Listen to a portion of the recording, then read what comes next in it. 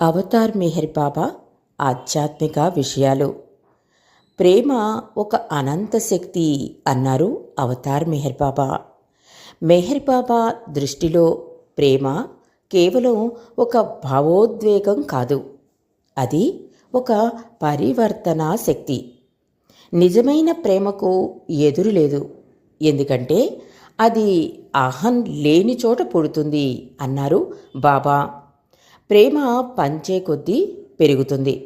ఒకరి హృదయంలో వెలిగిన ప్రేమ జ్యోతి మరో 100 మంది హృదయాలను వెలిగిస్తుంది.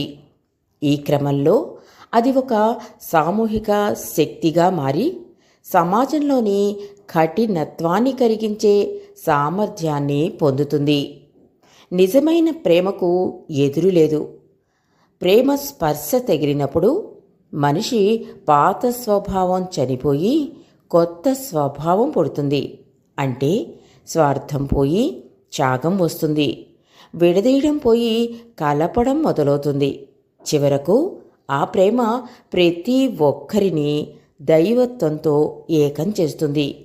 కాబట్టి నిజమైన ప్రేమకు ఎదురు లేదు. అది అహాన్ని కరిగించి మనుషుల మనసులను మారుస్తూ అందరినీ దైవత్వంతో నింపుతుంది అన్నారు అవతార్ మెహర్ బాబా. ప్రేమ అనేది ఒక మనిషిలోని చెడును చంపి అతడిలో దాగి ఉన్న దైవత్వాన్ని బయటకు తీస్తుంది. అవతార్ మెహర్ బాబాకి జై.